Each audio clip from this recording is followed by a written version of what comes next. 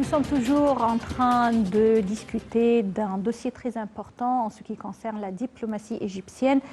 Ce sont les relations multilatérales entre l'Égypte, l'Union européenne et l'Afrique. L'Égypte reste un partenaire stratégique pour l'Union européenne et un portail pour l'Occident afin d'être présent dans le continent africain. Comment l'Égypte arrive-t-elle à jouer son rôle avec succès et quels sont les plans pour un avenir prospère pour l'Égypte et pour également l'Afrique à travers ce partenariat? Ce sont des questions que nous allons poser à son Excellence, Monsieur l'ambassadeur Hani Abdelaziz. Bonsoir. Bonsoir, madame. Monsieur l'ambassadeur, on est en train de discuter aujourd'hui des relations multilatérales entre l'Égypte, l'Union européenne et l'Afrique. Le rôle de l'Égypte dans la région est clair. Il a été loué à plusieurs reprises, que ce soit par l'Union européenne ou par les États-Unis. Alors, nous voudrions savoir, selon vous, quels sont les échos des réactions et également des conséquences et des résultats du sommet qui a eu lieu à Paris récemment, regroupant le président Abdel Fattah el-Sisi, son homologue français et plusieurs dirigeants africains concernant les économies africaines. Bien, laissez-moi tout d'abord me joindre à la présentation que vous avez faite et une présentation ultérieure qu'une de vos collègues vient de faire. Oui. Je me joins totalement à cette approche. Je pense que l'essentiel, parce que nous pouvons parler indéfiniment des résultats du sommet qui vient de se tenir à Paris et des différentes réunions à laquelle l'Égypte a coopéré dans le domaine de la consolidation des efforts entre l'Union européenne et différents autres pays du monde avec le continent africain. Oui. Mais l'essentiel, pour faire une synthèse, c'est que l'Égypte revient à jouer son rôle primordial de stabilité dans la région du Moyen-Orient essentiellement, mais aussi sur le continent africain. Il en est que preuve que la participation, par exemple, de l'armée égyptienne à de nombreuses missions de maintien de la paix, qu'on appelle les casques bleus, dont la majorité se tient en Afrique, mais aussi, je pense sincèrement que le rôle de médiation que l'Égypte vient de jouer dans le conflit palestino-israélien est essentiel et à raffirmer que l'Égypte était incontournable dans la résolution des conflits au Moyen-Orient et en Afrique. J'ai déjà parlé il y a quelques jours au sujet du rôle de l'Égypte dans le domaine du rééchelonnement de la dette africaine qui s'élève à environ 300 milliards de dollars. L'Égypte qui pourra, je l'espère bien, mettre son expertise à la disposition et des pays donateurs et des pays frères africains afin d'alléger le fardeau de cette dette sur les économies africaines. Il est vrai que l'économie mondiale ne se porte pas très bien, qu'il sera très difficile de procéder rapidement et totalement dans ce domaine, mais je répète toujours que l'histoire avec un grand H se fait en termes de décennies et en termes de siècles.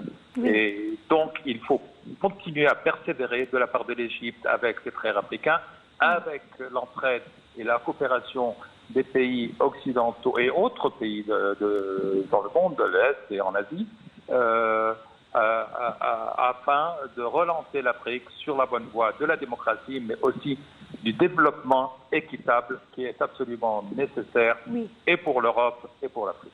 Justement, Votre Excellence, j'ai une question à vous poser en ce qui concerne ce partenariat. Comment on peut arriver à un partenariat équitable entre l'Occident, entre l'Union européenne et l'Afrique, qui est basé sur une équation gagnant-gagnant, pas une équation d'exploitation de la richesse du continent, sans que l'Afrique puisse en sortir des résultats tangibles et positifs.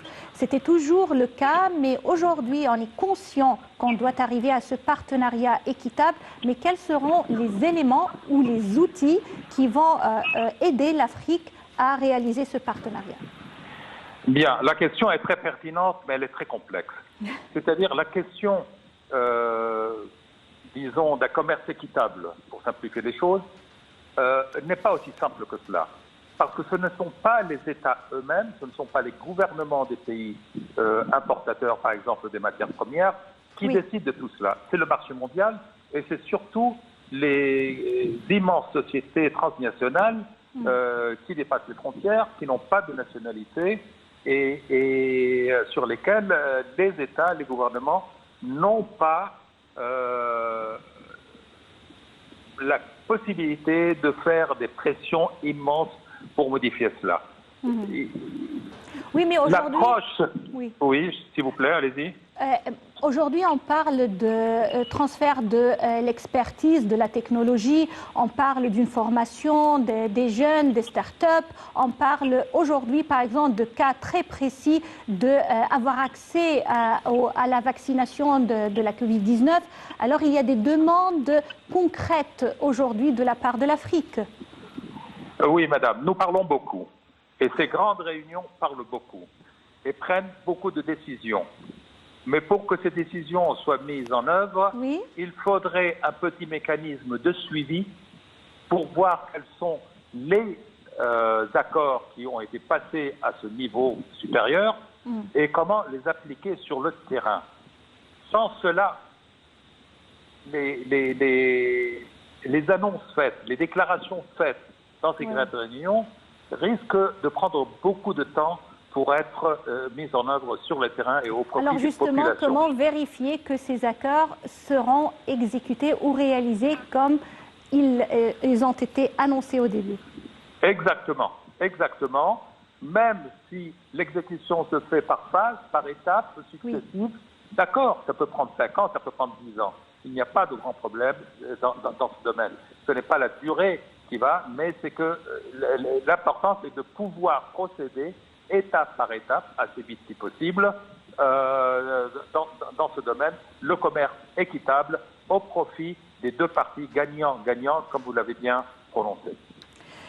Monsieur l'ambassadeur Hani Abdelaziz, je vous remercie infiniment pour ces explications et nous sommes vraiment honorés d'avoir accès à l'explication d'un diplomate et également d'un ambassadeur qui a votre expertise et également votre connaissance. Je vous remercie infiniment pour ces explications. Et on continue, chers téléspectateurs, notre édition pour aujourd'hui, juste après cette petite pause.